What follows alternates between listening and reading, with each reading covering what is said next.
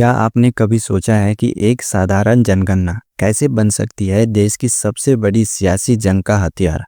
जी हाँ, हम बात कर रहे हैं जाति जनगणना की, जो 30 अप्रैल 2025 को सुर्खियों में थी।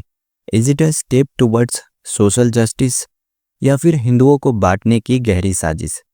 जय हिंद एवरीवन, स्वागत है आपका हमारे इस नए वीडियो में। इस वीडियो में हम आपके साथ इस कास्टिस टॉपिक पर बात करने वाले हैं। तो अगर आप पहली बार इस चैनल पर आए हैं या अभी तक आपने इस चैनल को सब्सक्राइब नहीं किए तो प्लीज़ कर लीजिए। तो चलिए टॉपिक पर वापस आते हैं और सबसे पहले जानते हैं कि आखिरकार हुआ क्या है। 30 अप्रैल 2025 को नरेंद्र मोदी सरकार ने ऐलान किया कि अगली राष्ट्रीय जनगणना में जाति का डेटा को भी इकट्ठा किया जाएगा। यूनियन मिनिस्टर अमित शाह ने इसे ऐतिहासिक फैसला बताया। लेकिन सवाल ये है, ये फैसला लिया क्यों गया और इसका असर क्या होगा? केंद्रीय सरकार का कहना है कि ये कदम ओबीसी, एससी और एसटी के लिए बेहतर नीतियां बनाने में मदद करेगा। यूनियन मिनिस्टर अश्विनी वैष्णव ने अपोजिशन रूल स्टेट जैसे कि कर्नाटका की कास्ट सर्वे को नॉन साइंटिफिक और पॉलिटिकली मोटिवेटेड करार दिया। उनका दावा है कि नेशनल सेंसस ही सही तरीका है। लेकिन दोस्तों, ये खबर इतनी सिंपल नहीं है। कांग्रेस ने इसे बेटर लेट देन नेवर कहा और समाजवादी पार्टी ने इसे दलित और बैकवर्ड क्लासेस की जीत बताई। पर क्या ये सिर्फ सोशल जस्टिस की बात है या इसके पीछे है कोई electoral game plan? Let's understand. अब सवाल ये उठता है कि क्या जाति जनगणना हिंदुओं को बांटेगी? कर्नाटक में हाल में ही हुए कास्ट सर्वे ने तो हंगामा मचा दिया। लिंगायत और वक्कलिंगा समुदाय, जो वहाँ की बड़ी कास्ट है, इस सर्वे के खिलाफ सड़कों पर उतर आए। क्यों? क्योंकि उन्हें लगता है कि उनकी पॉपुलेशन गलत दिखाया गया। कर्नाटक की 2015 कास्ट सर्वे में लिंगायत्स को सिर्फ 66.3 लाख और वक्कलिंगास को 61.6 लाख दिखाया गया, जो उनके दावों से काफ़ी कम है। इन कम्युनिटीज़ का कहना है कि ये सर्वे अनसाइंटिफिक और पॉलिटिकली मोटिवेटेड है। ऑल इंडिया वीरा साहिबा महासभा और राज्य वक्कलिंगरा संघ ने तो अपना अलग सर्वे करने की बात कही।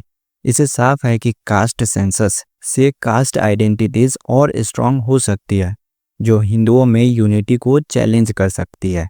तो दोस्तों, क्या ये सेंसस हिंदुओं को एकजुट करेगा या फिर कास्ट की दीवारें और ऊंची करेगा? कमेंट में अपनी राय जरूर बताएं।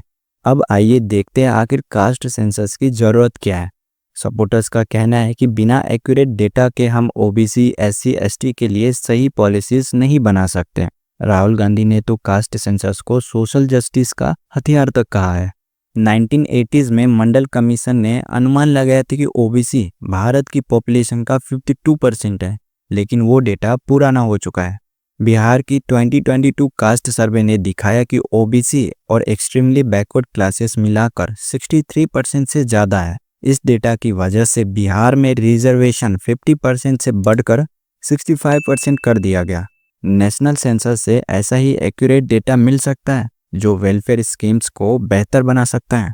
लेकिन सवाल ये है, क्या ये डेटा सचमुच गरीबों तक पहुंचेगा या फिर पॉलिटिकल रैलीज में सिर्फ स्पीच का हिस्सा बन के रह जाएगा?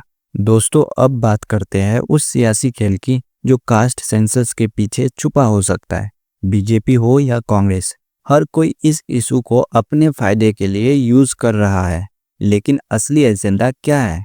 कांग्रेस और इंडी अलायंस ने 2024 इलेक्शन में कास्ट सेंसस को बड़ा मुद्दा बनाया। राहुल गांधी ने बार बार कहा कि ओबीसी और दलित के लिए जरूरी है। दूसरी तरफ बीजेपी ने अब कास्ट सेंसस का ऐलान करके अपोजिशन का नैरेटिव छीनने की कोशिश की है, खासकर बिहार इलेक्शन से पहले।